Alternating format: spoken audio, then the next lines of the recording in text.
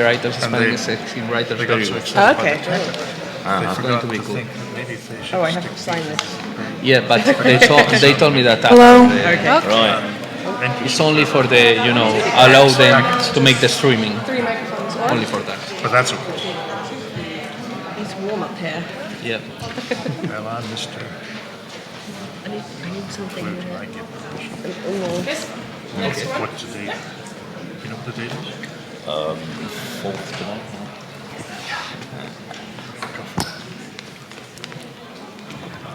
Hello. Hi, good evening, and welcome to the Cross Media panel. My name is Mihaela, and I will basically be asking some baseline questions and then shutting up very quickly. Please give me a round of applause for our guests.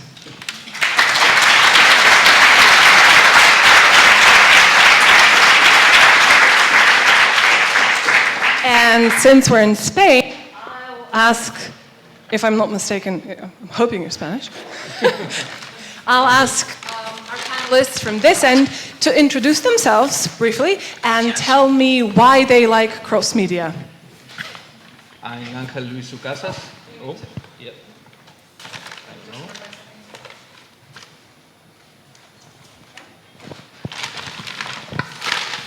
There we go, sorry. Okay, sorry. So thank you so much for being there. It's a big audience, so it's always very nice to talk with such a big audience here.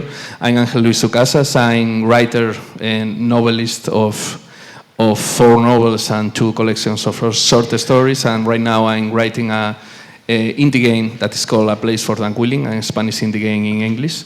And I'm, very happy to be here with these guys that I love his work so much. Do I need to take this? Or, Maybe. Okay. Oh, lovely, I'll take this one. Yeah. That's yours. I'm Rhianna Pratchett. I'm a writer of video games, comics, film and TV. And I guess I went cross-media because I was asked to. It all stemmed from the games, really. So I started writing comics after games because there was an interest in tying comics with games. So I started off writing the Mirror's Edge prequel story, the real Mirror's Edge prequel story, for DC alongside the game.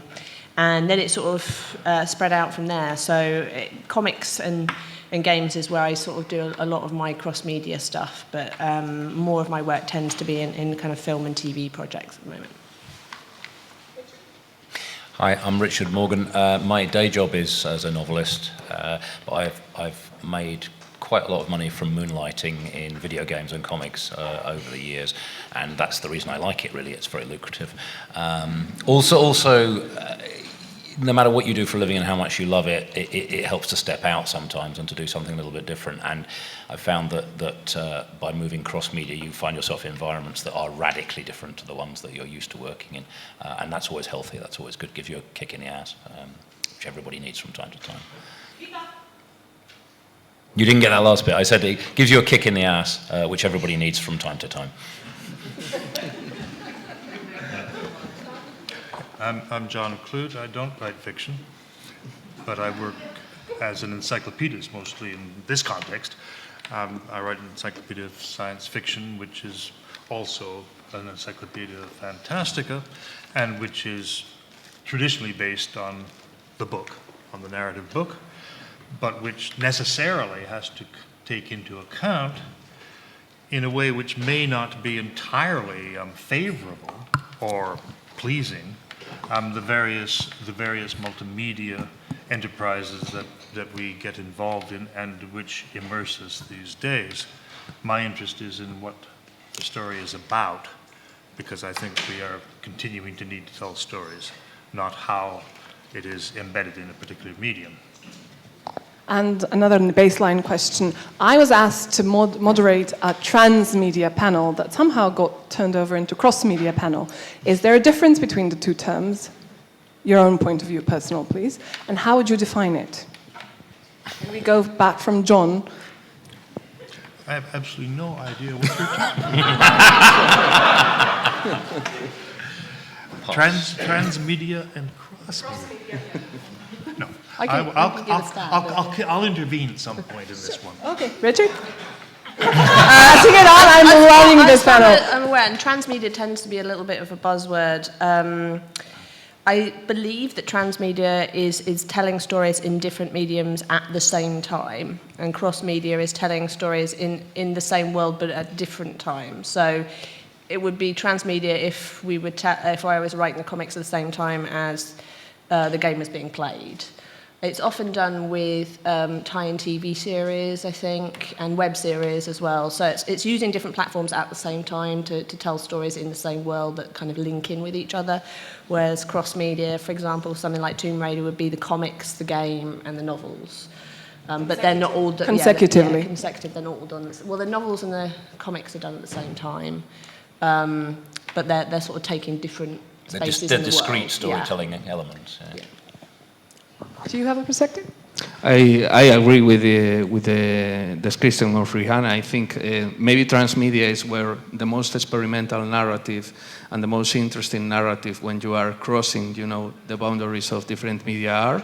And cross-media is more marketing, You have a big franchise and you are dividing that franchise in many channels, but you are not doing a whole narrative with many medias implicated. The perfect example is Marvel. For example, you have the movies, or DC, you have the movies, but they don't have continuity with the comics. They tell their own story. But if you are doing something transmedia, like the Matrix tried in the 90s and in the first 20s, they tried to tell the same story at the same time with many different mediums. So I think that this is a pretty good description of the difference between both terms.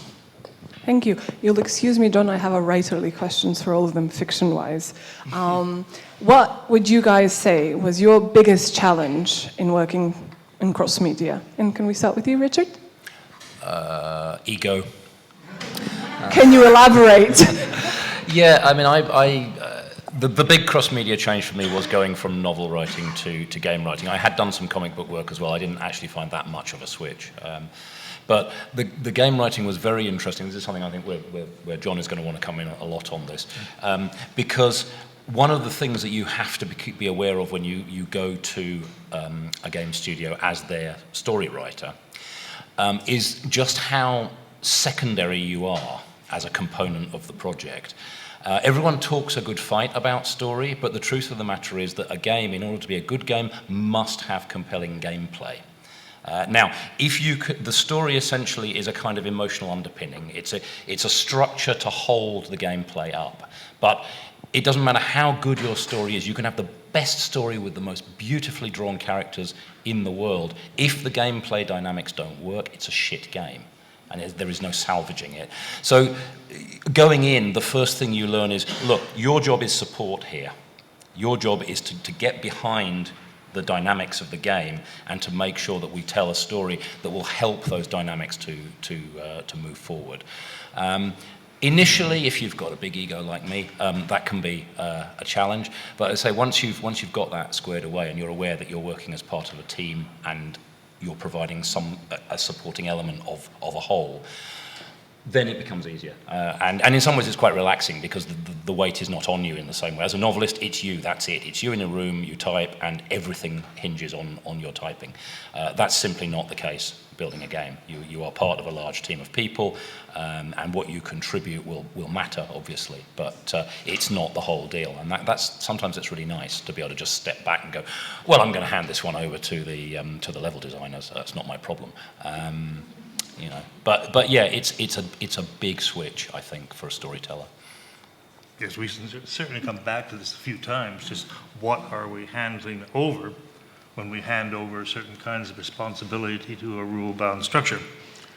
Are we handing over an implied responsibility on the part of a responsible artist to, as it were, tell the truth, to confront, to transgress, to stand sideways to the dominant understanding of things that of the kind of story that's being told? And those questions are probably pretty serious questions, which we can come back to. Rhianna, can we have your perspective, please?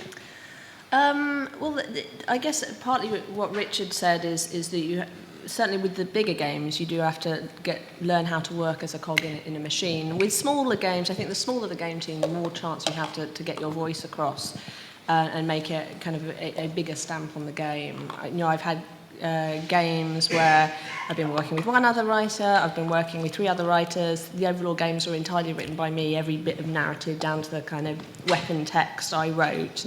And I got to cast it and do the voice directing on the second game as well. So that sort of allowed me to keep a little bit more control. So the kind of bigger the game, the less control there is, I think, for writers. Unless writers have hard power in the industry, unless they're game directors or creative directors, the likes of Ken Levine or Amy Hennig, Neil Druckmann, most writers kind of have soft power. They may have a strong team within the game. With the Tomb Raiders, I'd say the narrative team at times got elevated because of the character of Lara Croft and how important she was to the franchise. So that sort of helped push narrative a little bit into the forefront. But also I think it's just holding on to all the strings when you're going cross media. So and that doesn't always fall to kind of one writer. It may fall to kind of someone else within the publisher. Usually it's certainly with Tomb Raider, the game is considered the core narrative element and everything else spins out from that. But we've certainly had situations where narrative has kind of clashed because not everyone's been kind of aware of what everyone else was doing, and so one story in the comic could clash with something that goes in the novel, and it's because they could be written at the same time, even if they're coming out at different times. So it's keeping kind of hold of the strings of everything is quite important with cross media, and it's just learning different styles of storytelling. So writing for games is very different from writing for comics, and I'd say with more traditional storytelling mediums, it's you get more space for the kind of writing. With games, it tends to be, you are playing second fiddle to gameplay, and you're kind of, as a writer, you tend to live around the edges. A little line that you manage to get across, or a diary or a letter that you're particularly pleased with. But most of the time, you're working under the red hot eye of Sauron all the time, and it's just a constant. Certainly with Rise of the Tomb Raider, the second game, we opened up the script for feedback very early on, and that was feedback from, as well as our own team, internal testers, external testers, Square Enix, Microsoft, external contractors, and it was just all feedback all the time, and trying to juggle that was an immense task, and that's sort of bound to bash the ego out of you. So yeah, that you're always trying to, as well as doing that, you're always trying to balance it with gameplay as well. And then kind of moving into comics and TV, suddenly I had a lot more space to stretch out, and I got a nice chunk of time where I was in control of things. And with games, you kind of have to give that up, or at least share it. Chris? We are in a totally different situation because we are doing a small game, so we have the freedom. And with that freedom, what we try to do with a little experiment, we put 15 writers to work with us in the early phases of the project, because we want to have 15 characters very well defined. So we did a literary work in the first stage of the project. Every writer wrote a background on every character, very detailed. And with that, we start to build the game. I write all the dialogues in the game. It's a very big game. It's like 200,000 words of dialogues or something like that. But I'm being used for the voices of all that writers that shape the personality and the psychology of all our characters. If I have to make all the effort to create such a unique character being myself, probably one of the characters or two or maybe more of them will be similar or not as detailed as when you have 15 writers. So our transmedia, cross-media aspect comes in this way, to trying to bring, like you were making a collection of stories, writers from the beginning for making very, very subtle characters, and then I have to play the role to make them speak of the background they create. Thank you. I'd like to know the panel's opinion on possible future ways that cross-media will develop. John, do you Future ways what, sir? that cross-media will develop? What do you see for it in the future? I have no views at all on the technology. I am not up on the technology. I don't engage in cooperative enterprises. I'm not a fiction writer. And so in that sense, I have no idea as to what kind of evolutionary processes we're going to be watching as teams of people variously interact to create various forms of rule-governed behavior on their own part, on the part of the game, which they are, as it were, gaming, and the audience, which they are also gaming. Insofar as that is a question you are asking about what this particular procedure, as it intensifies, is going to evolve towards in terms of what traditionally Fantastica was about, which was confrontational understanding of the world, I don't have much of an idea either, because I'm not hearing anything about that. I would like to hear a bit more from panelists who have been deeply involved in this as to the actual nature of the stories they are hoping to collaborate in. Okay, cool. Well, I can share some of a deeply secret project with you, and then, of course, I'll have to kill you all before we leave the room. A little while ago, I was invited to collaborate with a very high-tech, very sort of below-the-line group who were going to be creating a multiplayer game, it was what was called a persistent multiplayer game, in the sense that the game goes on all the time. So you can log on and off as you see fit. If you log off, you will miss things, because other stuff will always be going on in this game. What was fascinating for me was getting invited into a project where they were trying to find a way to tell stories that would involve the players. That's to say, so you weren't so much telling a story as kind of trying to ride herd on a story. That they knew that players would get involved, some of the players would get involved to a very great depth, and elements of gameplay would start to coalesce into story-like dynamics, if you like. Certain characters would start to come to the fore, characters who were prepared to dedicate a lot of time to the game space and would start to forge their own little empires or influences or whatever it was. A lot of the people who were building the game were going to be playing the game as well. They were going to put themselves into it as characters early on, okay? And some of the early work I did was to flesh out those characters so that they could step into the flesh of who they were supposed to be in the game, and then see where that went. Now, sadly, the project fell apart. I did get paid, which was nice. But the project fell apart in its very early stages because some of the people who were contributing to it ended up not working together, and the money went away. Basically, the big studios who were behind it, who were putting money in, just the whole thing dissolved. But I think it was a for me, it was a fascinating glimpse of what might be coming. Which is genuine collaborative storytelling in the sense of story making. So you won't be creating a story which you then tell to other people. We will all be taking part in each other's stories. Now, that doesn't invalidate the old style story, or like the kind of game where you buy a game, you plug it in, there's a storyline, you follow the storyline. That isn't going to go away because people love that. People want stories. I mean, this is, if I've learned anything in the gaming industry, it is we love stories. We love being told stories. And so whatever the technology does, people will always find their way back to this desire for there to be a narrative, for there to be some kind of relational dynamic with characters within that story. But it does seem, as the technology gets better, and especially as the sort of the multiplayer level of that gets better and better, our connectivity goes up, you are going to see these not so much stories as just story spaces in which stuff happens. And then guys like me will get paid to desperately try and throw a net over this and make some sense of those stories. And some of it will be people like me pushing the story along a little bit. Some of it will be people who are playing the game, especially the early adopters who are very invested in that game, who will have their own ideas about where the narrative ought to go, and they will be tugging in that direction as well. And it's going to be a mess, but it's going to be a fascinating mess. Interject just a quick suggestion, but I won't take up any time. But this sounds to me as though you're describing the kind of future I would anticipate, where that the games are more and more immersive, and that the distinction, the felt distinction between the player and the person who is playing the player is more and more difficult to ascertain. And But that, emotional, yeah. but that in the seeming vacuum that this creates, you have the longing for story, and then aren't you going to have secret masters? Aren't you going to have secret storytellers?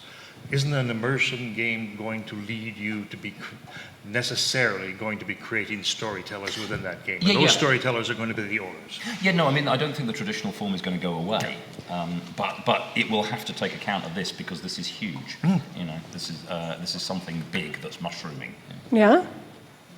I think there's some interesting things starting to happen in systemic storytelling. So storytelling that is much more flexible than what we used to, and adapts to how the player is playing a lot more and the decisions they make. So it's not sort of, it's a step on from kind of role-playing storytelling, and that the whole nature of the game and the nature of the story and how characters react to you, it is kind of shaped around the actions and the choices that you make.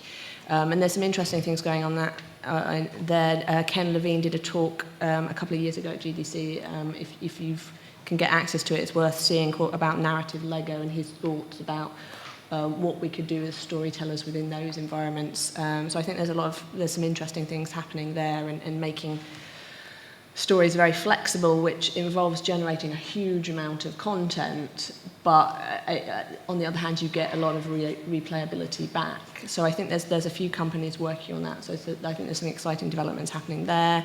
Obviously, we've got virtual reality, mixed reality coming up. I don't know much about them myself, and I'm sort of, I guess, a little bit on the edge because I'm still trying to help make game storytelling in regular gaming work, and I still think we've got a long way to go there. So, I'm quietly interested in virtual reality, but I think there's a lot of hurdles for them to get over. But yeah, systemic storytelling, I think, is very interesting. Oui? I think that we have to take responsibility for the technology, because when you have such breakthroughs in humanity, like virtual reality, augmented reality, 3D printing, machine learning, you have to find the human side of it. And the human side of it is always storytelling, because we love to hear stories, to understand ourselves. So what I envision for the future, is similar to what my colleague says here, but I think it's going to be, like 3 steps more radical. We are going to start to see the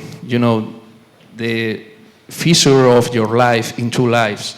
You are going to have a life in a fictional world when you have your 3D printing, jewelry to make yourself more like a character. You are going to have augmented reality, and suddenly your playground is your city, and dragons are in your city, and the stories are in your city.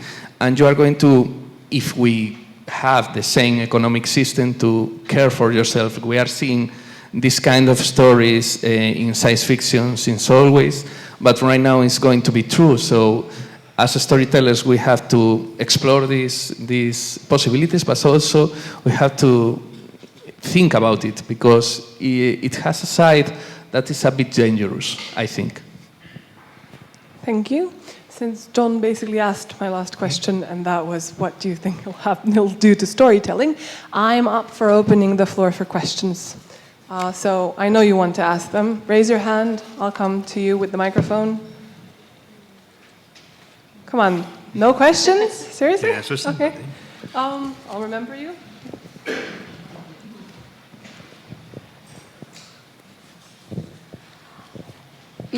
You've been talking about mainly gaming as the driving force for the storytelling. I'm wondering if there's what can be done, or if there's other ways of starting with the traditional storytelling but incorporating other media. And I know people do it, but have you got examples of where it's done well and where that might go?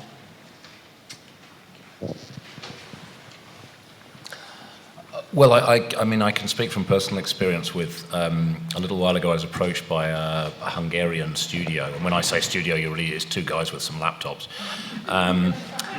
who basically optioned a fantasy trilogy that I'd written because they wanted to write a game book.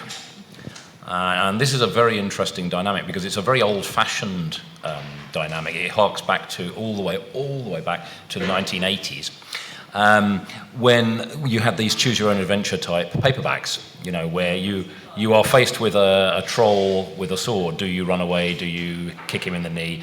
If you kick him in the knee, turn to page 72. So these guys came to me and they pitched this. They didn't have to pitch very hard because they were paying, but they came to me and they said, "Well, it's the same dynamic, but we're doing this on tablet. It will be on. You'll be able to play it on your phone. You'll be able to play it on an iPad or similar tablet." And of course, what that does, it totally dissolves the limitations of the form, because you can have an infinite number of pages.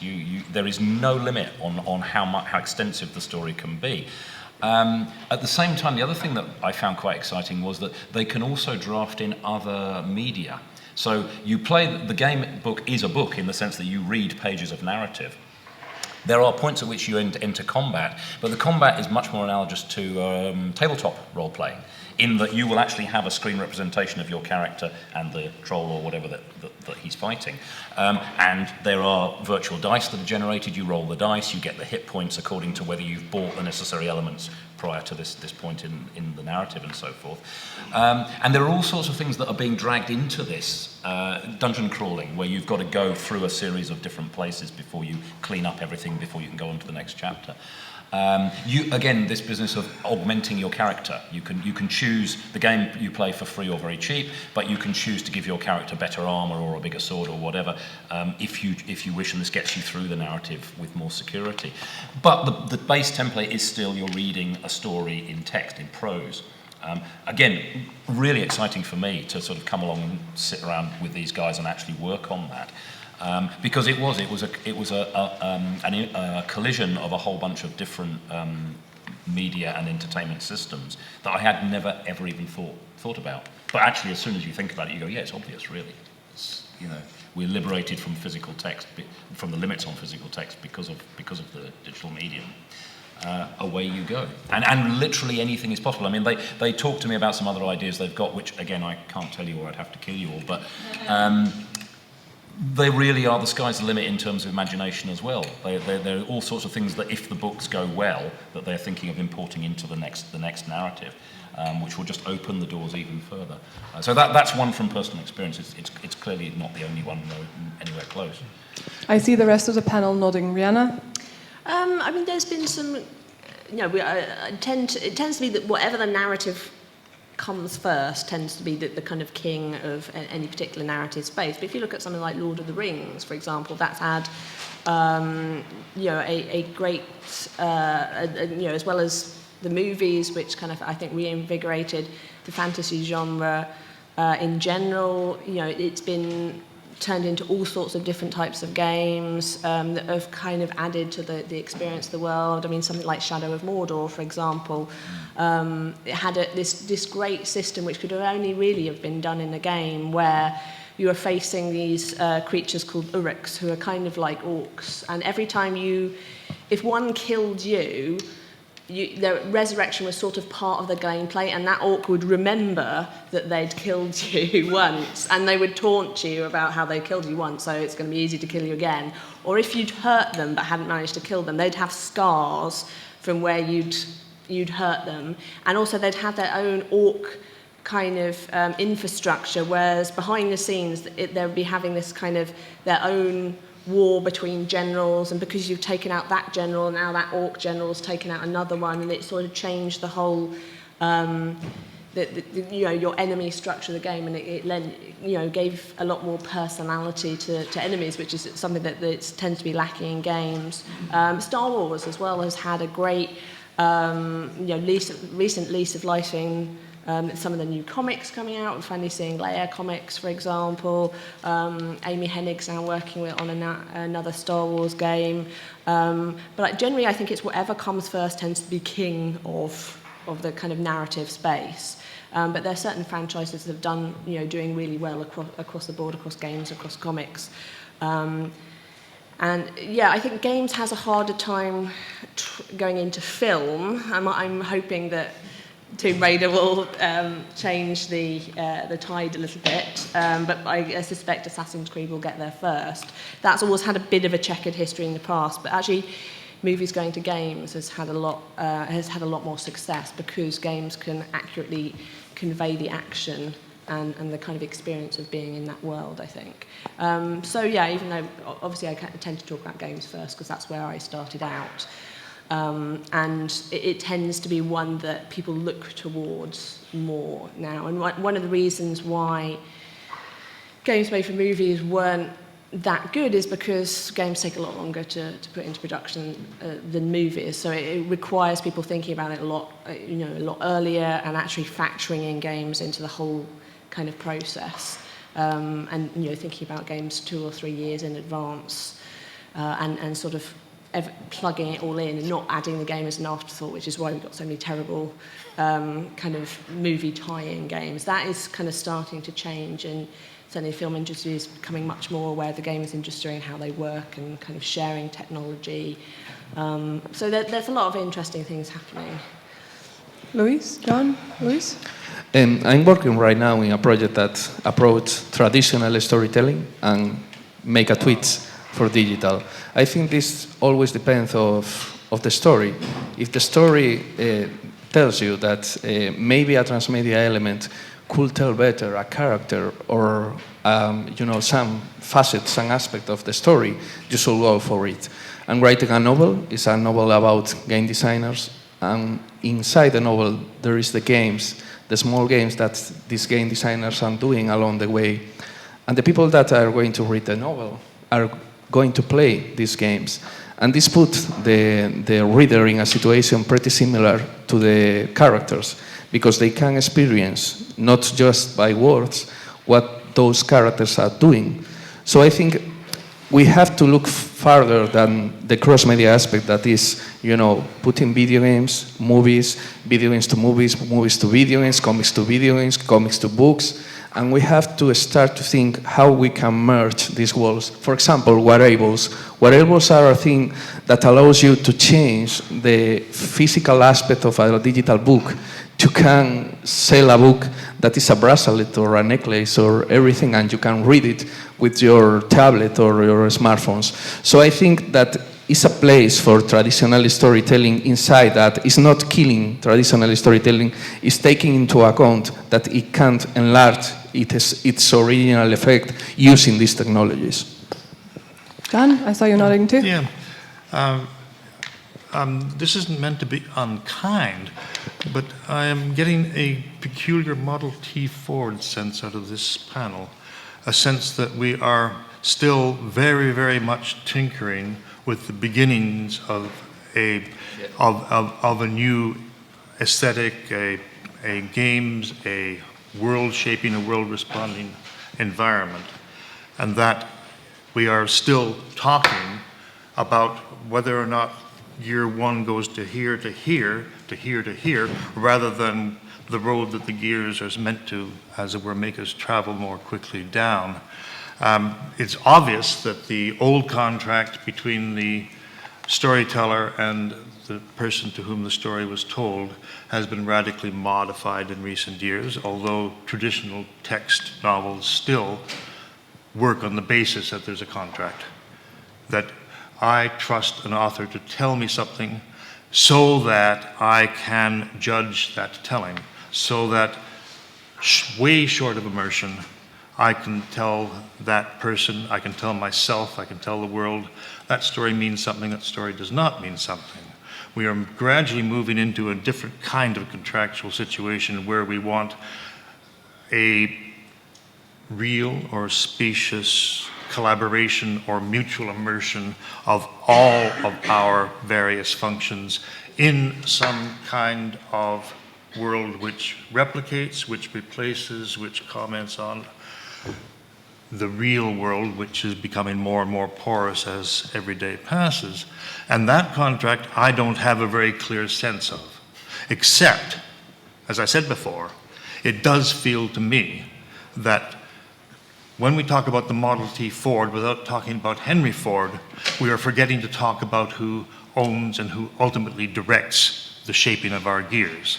And I think that when we are talking about these technical issues, we should occasionally keep our eye on who owns us, what they want of us, what they do not want of us. And I suggest that one of the things they do not want of us is contradiction. Thank you.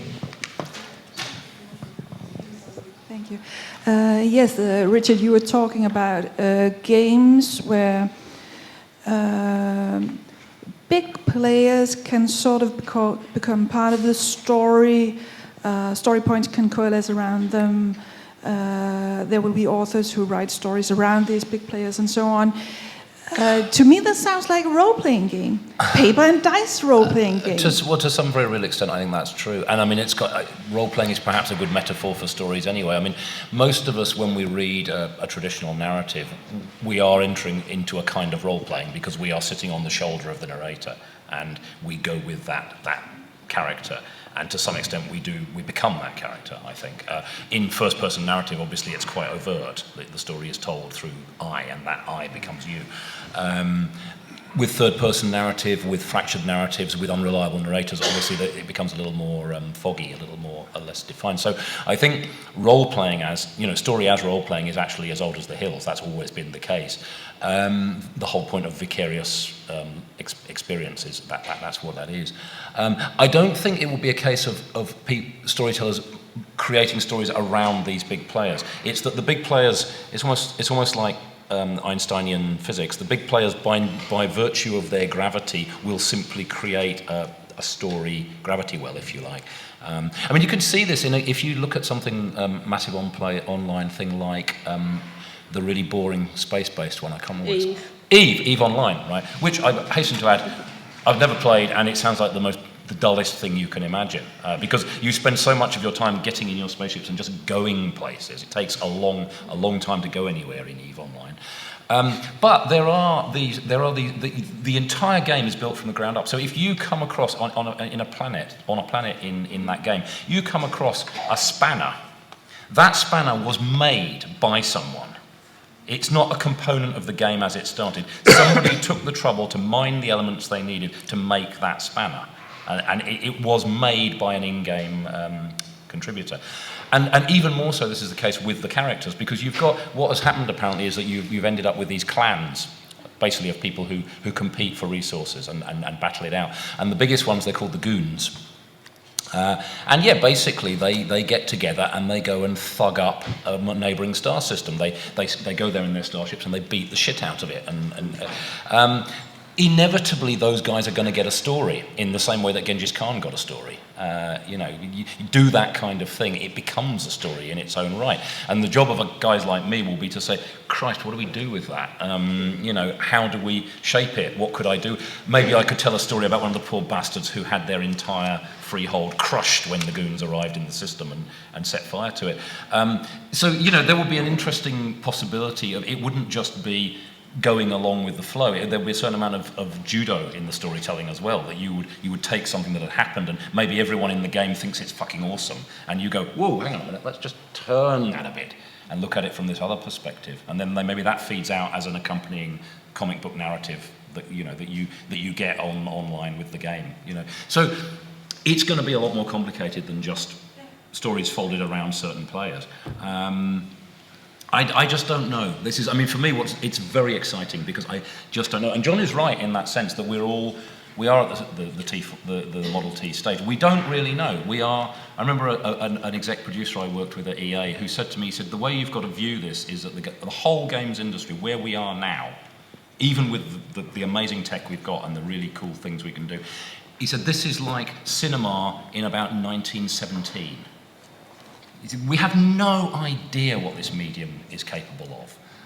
We're just feeling our way, and all of our references look back. So when they started making movies in the early part of the 20th century, their reference were all back to theatre, because that's what it seemed like. It was theatre on a screen.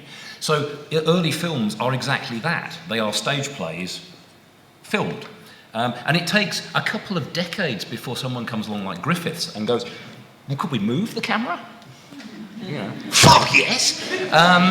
You know, and then it takes a little while for anybody else to understand what's happened. Yes, exactly, and that eventually that gets incorporated into the sort of the how to do it manual, and then you wait another couple of decades, and Orson Welles comes on and he says, I want to tilt the camera like this. So we go, wow, shit, what's going on with that?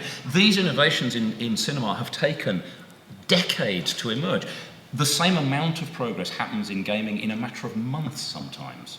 The entire industry is constantly turning on a dime and doing something fresh. I mean, when I worked on Crisis 2, I had a very memorable conversation with one of the guys on the top floor who only a few people were allowed to talk to them because they were the coding dreamers. They built the code. And I remember talking to one of them because I had an idea about something I wanted to happen in the narrative. And I said, look, what you'll need, the player will need to feel this happens and then this happens and then this happens. Will the game engine do that? And he looks at me for a long time in silence and goes, not yet. But do it anyway. And he was insanely confident that though he couldn't do that yet with the code, by the time I finished writing the narrative down, he would. And that's the kind of time frame that you're dealing with. These things this is why very often games turn out to be a bit of a mess, because the whole conceptual framework that the game team started with when they began the game 18 months previously could have just been thrown out 3 or 4 times in the course of the time that development is going on. It's a very frustrating place to work sometimes as well. It's like trying to build something with a bunch of 3 and 4-year-olds. But it's in the nature of the tech. And John is right in that sense. This is the very, very early infancy of what this medium is going to be. We have no real idea where it's going. We just don't know. If you're interested in finding out a little more what it's like to be a writer on a AAA game, I recommend trying a little Twine game called The Writer Will Do Something.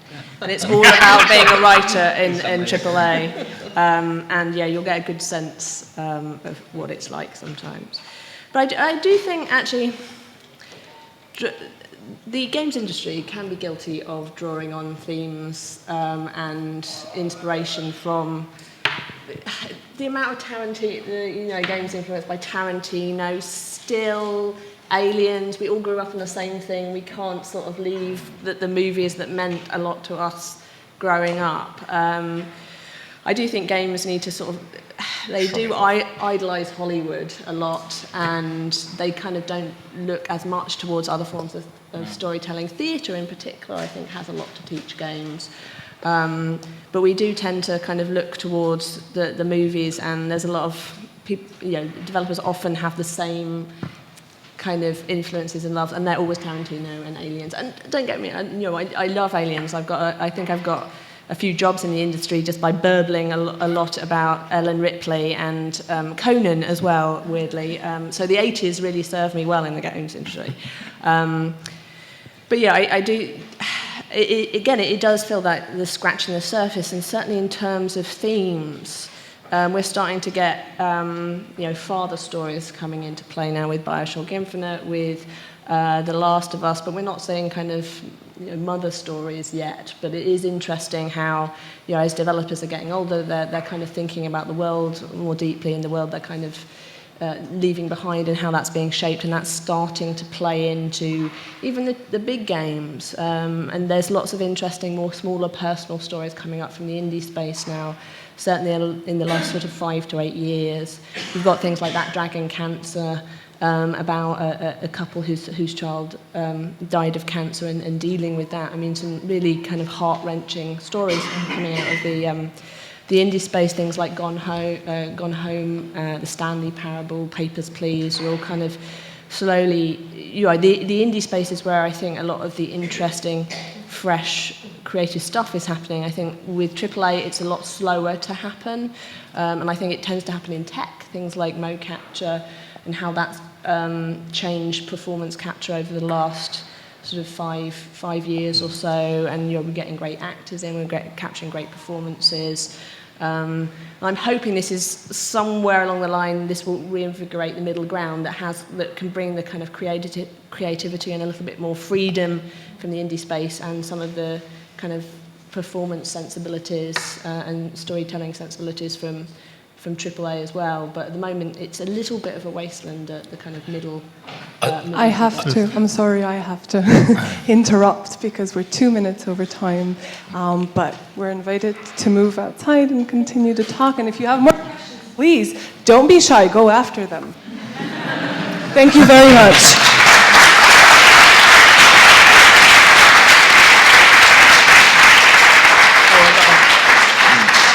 If it's any consolation, the traditional mode isn't ever going to go out of style despite everything I said, because what people will sooner or later realise is that,